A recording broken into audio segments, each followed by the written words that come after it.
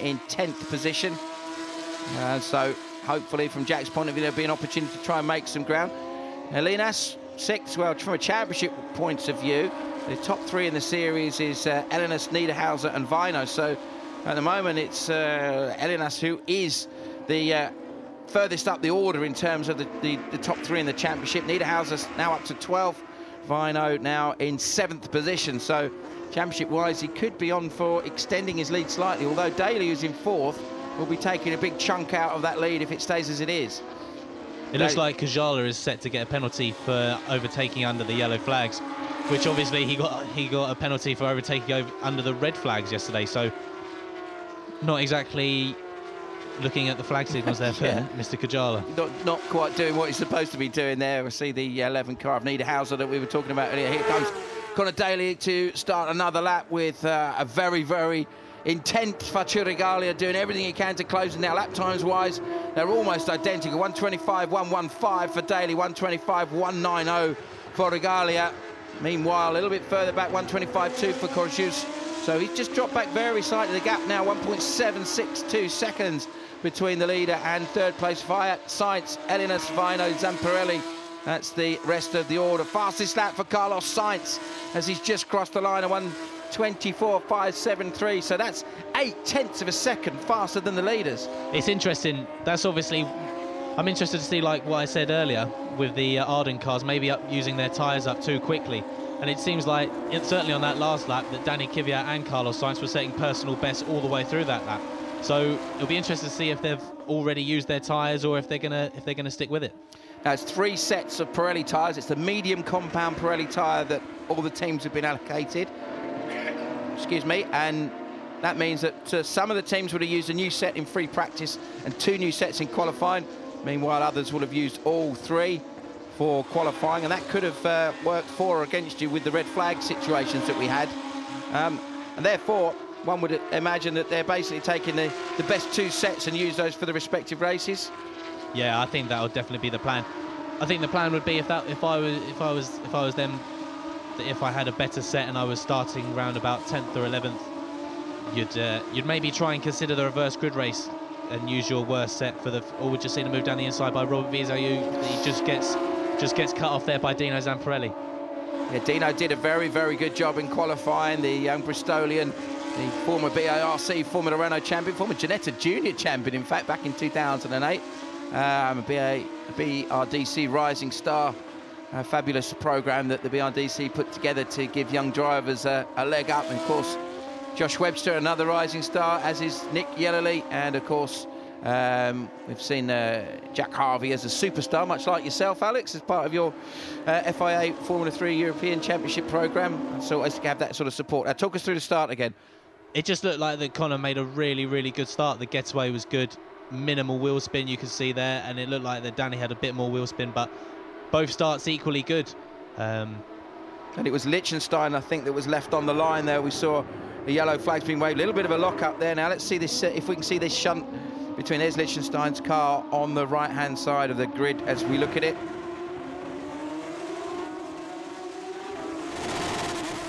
Yeah, minimal wheel spin there from Conor Daly. Yeah, really got the clutch throttle balance right, didn't he? It looked like there was quite a few cold brakes out there, a few people locking up both fronts going into turn 1.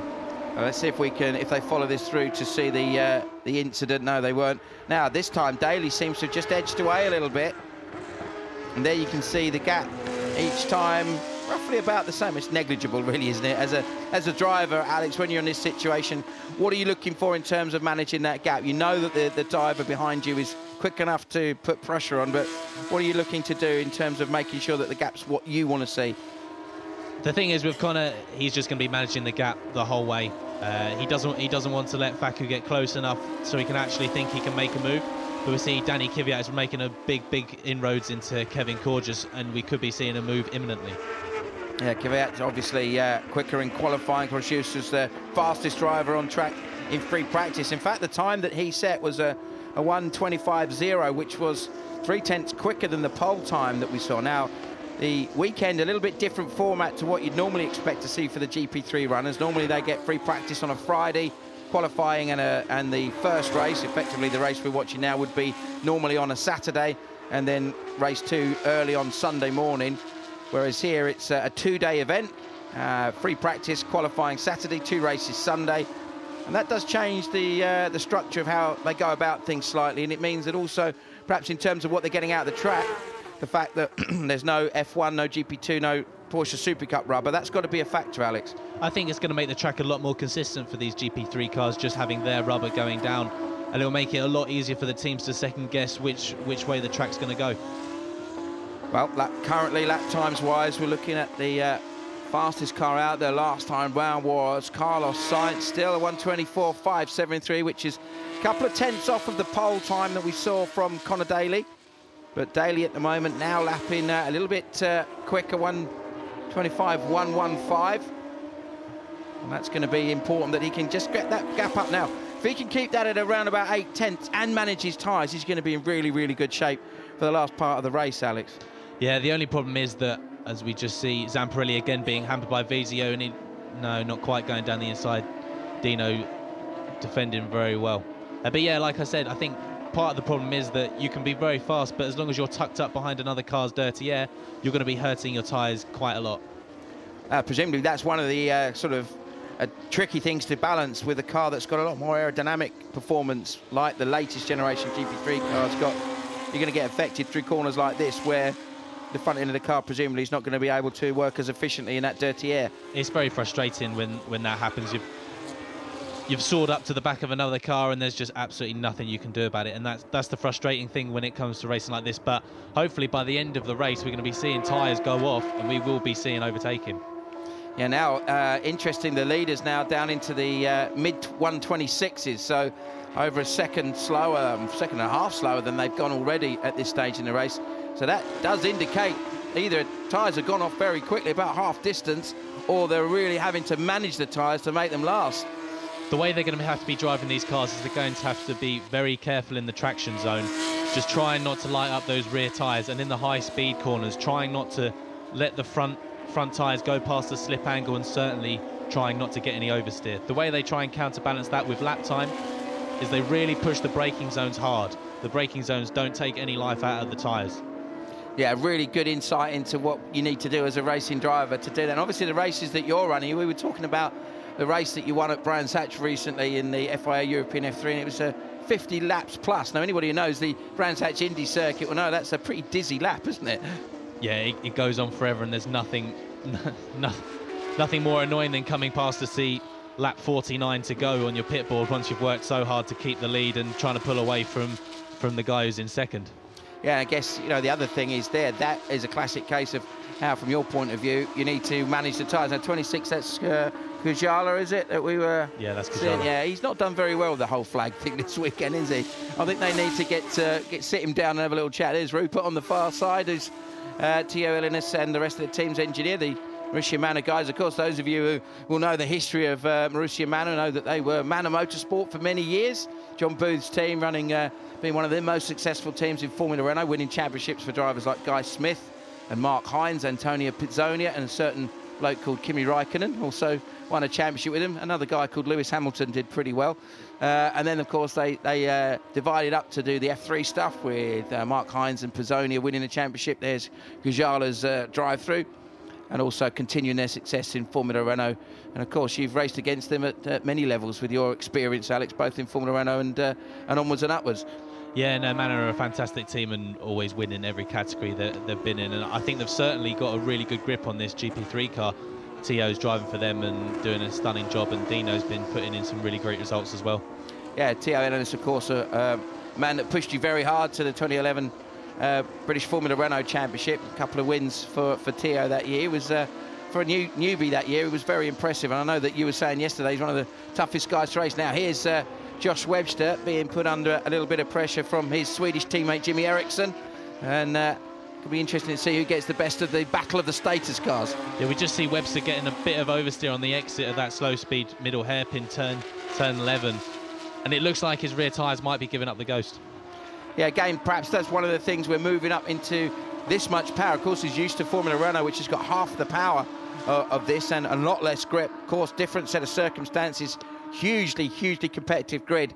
Now, it's going to be a big learning curve for Josh, but he's seeming to get his head around it quite well. Ericsson a bit more experienced, of course, having raced in Formula 3 amongst other things, so perhaps you'd expect him to be able to deal with that a bit better. Going back to our battle for the lead.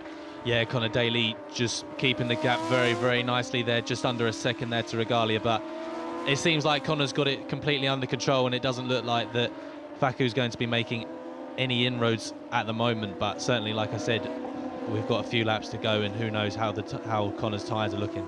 The experience that Daly will have picked up this year from his GP2 outings at one of the most difficult circuits physically and driver-wise. He was at Malaysia, of course, for Hilmer, and of course doing arguably the world's greatest motor race, although there's a certain race going on in France next weekend called the Le Mans 24 Hours, that aficionados of that will argue that that's the greatest one. But doing the Indy 500, doing GP2, what will that give him in terms of this experience here he's got now? What will he get sort of psychologically out of that, do you think? At the end of the day, he's raced at the very highest ranks of Formula 1 now, of racing now, the bar of Formula 1. So he's done the Indy 500, he's done a GP2 race. There's not much more experience he can get now in terms of top flight racing bar Formula 1.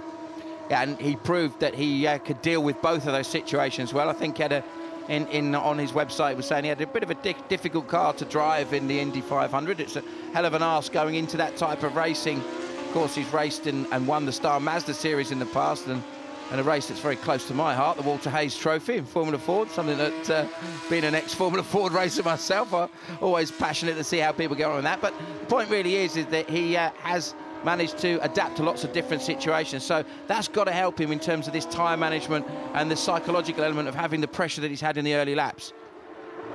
Yeah, fastest lap for Carlos Sainz, he said that a few laps ago, 24.5. They've kind of slowed down from that now. Daly's putting in a 26.7, so that's a good couple of seconds off that now. Yeah, just looking to see who's the quickest driver out there at the moment. I think it is still Carlos Sainz at 26.5, so 2 seconds off of what he set as his fastest lap, and he set that fastest lap, I think that was on maybe lap 4, something like that. So that could have been an explanation as to why, why he was in a position to maintain that pace this late on.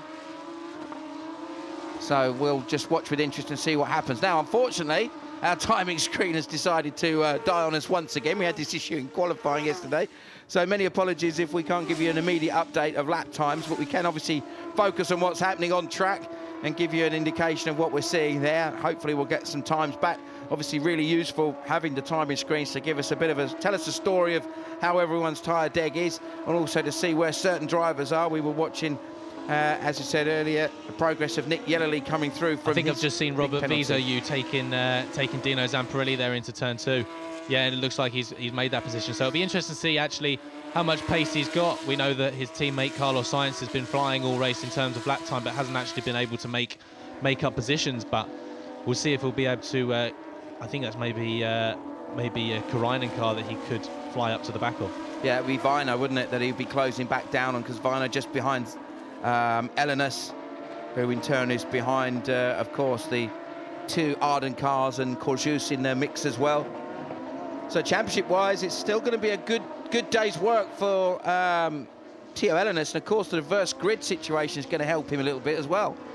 Yeah, absolutely, but unfortunately it's only half points for the reverse grid race, and I'm sure he'd rather be winning the feature race. And it's going to be a great points haul for Connor Daly as well, because he certainly got 4 points for pole position yesterday, and now if he wins today's race, he's not exactly far behind. I think he's P4 in the championship, and not far behind at all. Yeah, well, he's currently 18 points behind Tio Elenas. So if he gets the 29 points, so car 21 under investigation, that's Melville McKee. So not quite sure what that was. There's Alex Fontana over to the right, one of the Genza cars, getting the job done there, I think, on the 23 car of Venturini, who I don't think is giving that one up at this stage either, though. He's fighting hard and fighting back for sure. There is the 16 car of Dino Zamparelli. Not giving up on that move, because of course that 8th position is so important for the reverse grid pole. That's what they'll all be fighting for in around 8th place now. That's all they're going to be thinking about, and trying to give the best best possible position for tomorrow, this afternoon's race. Actually, it's usually on a Sunday morning, but today it's this afternoon. That's a factor as well, because obviously not only the fact that we've not got any F1 rubber and GP2 rubber and Super Cup rubber down as well, but also the fact that the time of day, normally it's a very, very early